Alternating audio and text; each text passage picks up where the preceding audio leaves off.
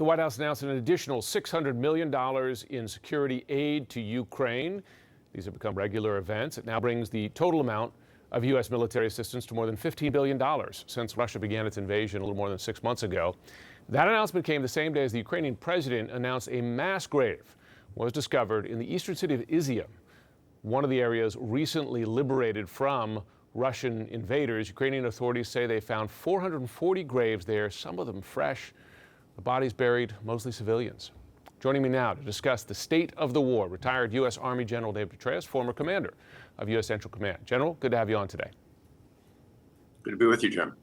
So that mass grave is the result of what is positive progress for Ukrainian forces taking back territory after a very swift retreat, really, from Russians in the northeast. The second big retreat we've seen since the start of this invasion, including that around the capital, Kyiv.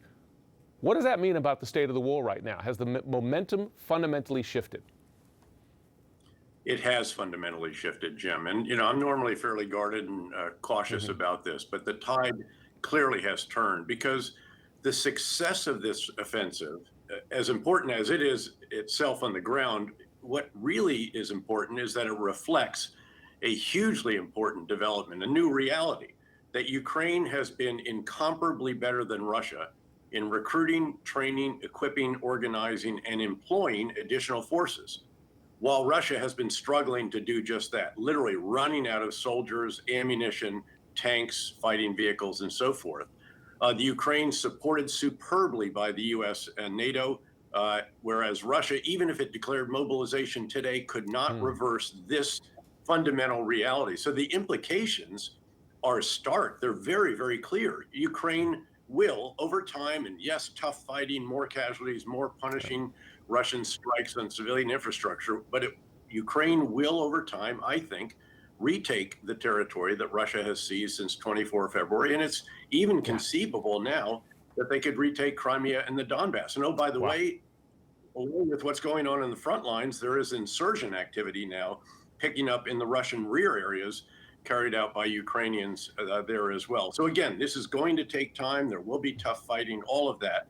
But this is a disastrous situation for Russia now. And I'm not sure that everyone recognizes just how does it. This is worse than Afghanistan. Remember, they left Afghanistan and the government they left behind stayed in power for 2 years. This is going to be a terrible, painful retreat for them. And again, the outcome just is, I don't think, in doubt anymore. Ukraine will prevail unless there's some unforeseen development. And as long as we continue to provide the weapons, and of course, you noted the latest announcement about that, I'm confident we will continue to do everything that they need to help them build on the momentum that they have now achieved and carry this all the way through to victory, frankly. So let me ask you your read of Putin's next move here, because, for instance, beyond the losing the ground that Russian forces had gained since the invasion, you're talking about losing ground which Russia has held for 8 years in Crimea, and which, by the way, the Kremlin views as strategically essential, right? I mean, that is their warm water port in Crimea, and so on. Do you then fear that Putin takes a step beyond where he's gone now, whether it's full mobilization or even use of weapons of mass destruction? Well, again, full mobilization is too late. And beyond that, they've stripped their training base. They don't have the replacement vehicles. The export sanctions on microchips to Russia have crushed their industrial base and so forth. So that's too late. The consideration of tactical nuclear weapons, yes, you could have a tactically very disastrous situation, but it doesn't change the fundamental realities, which are that Russia just cannot generate the forces, much less employ them capably and competently. Their morale is rock bottom. They're not even sure what they're fighting for other than a paycheck or perhaps to stay out of jail. The morale on the Ukrainian side is sky high. They're winning. So the question at first is, can the Russians find new defensive lines, or do they have to fall all the way back in the east, for example, to the original lines of the Donbass, where there are very considerable, almost World War I like defenses? And then how do they hang on in these other locations? Yes, they'll find places where there are urban settings that they can use effectively and fight hard. Again, there will be tough fighting, tough casualties, a lot more damage. But Russia is in, again, a truly disastrous situation at this point in time. And crossing the nuclear threshold would be so profound, and the benefit of that, quote, benefit would not be as profound.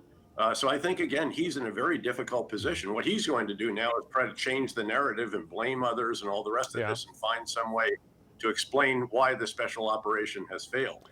So let me ask you, you mentioned the comparison to the Afghanistan war, Russia's experience in Afghanistan in the 80s. It took Russia nearly a decade to lose as many troops as it's lost in the span of months, frankly more in Ukraine now. Afghanistan helped lead to the fall of the Soviet Union. I wonder, in your view, is President Putin's leadership now in jeopardy given all he's invested in this invasion?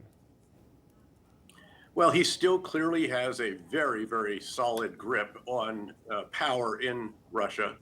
But this does obviously call that into question somewhat. And somewhere there are going to be individuals who are going to be raising serious questions. There have been officials, of course, from St. Petersburg that suggested he should resign. They ended up in jail. But then there were others from St. Petersburg and Moscow. So, again, he's in a precarious situation, I think, although it's so difficult to predict.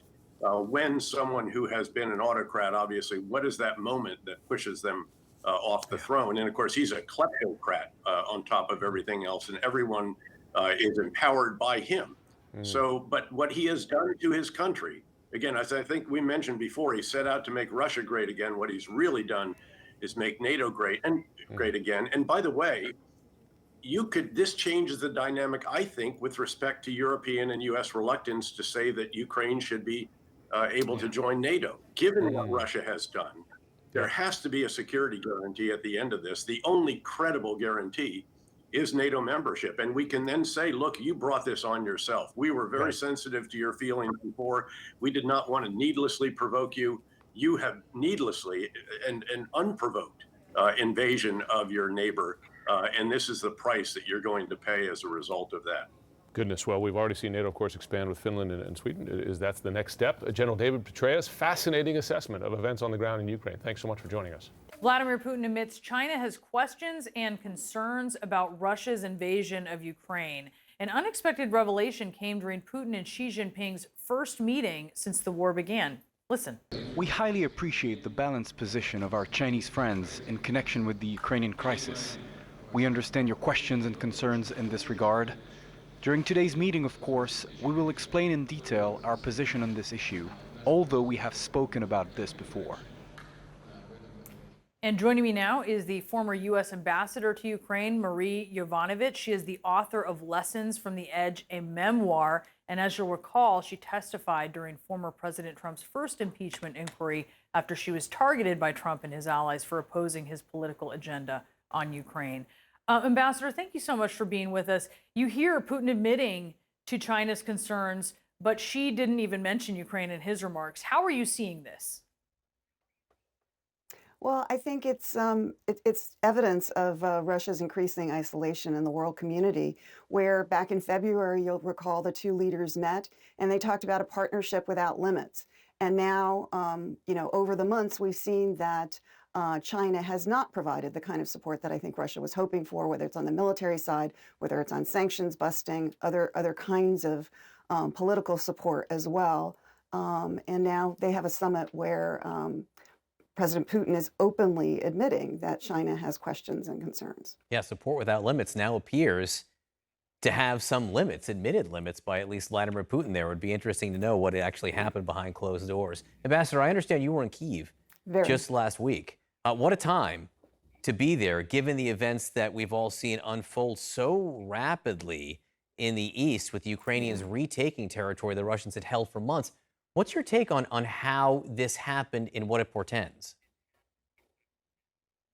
Yeah, so if I could just say a word about being in Kyiv, which was, it was really inspiring. I mean, the Ukrainians are courageous, they are committed, and they are confident. They are confident that they will prevail in this fight with Russia. And all of that was before the good news from the Kharkiv area, from the Luhansk area was pouring in. And then it was, at least for someone like me, it was, downright exhilarating to be there and actually be able to meet with people and see, friends and colleagues. It was really wonderful. I mean, going, how did Ukraine do this? I think it's the result of years of training by the U.S. and other Western partners. I think it's, again, the courage of the Ukrainian troops. I think it's good planning and the ability to use deception with the Russian military, so that the Russian military moved most of its forces down to the south, to the Kherson area. And the Russians were just completely taken by surprise. Now, the Ukrainians have already said that the really incredible gains that they've made over the last week or so will probably slow down because they've lost some of that element of surprise. But I think they are continuing to press forward, and I think we're going to continue to see success on the part of Ukrainians.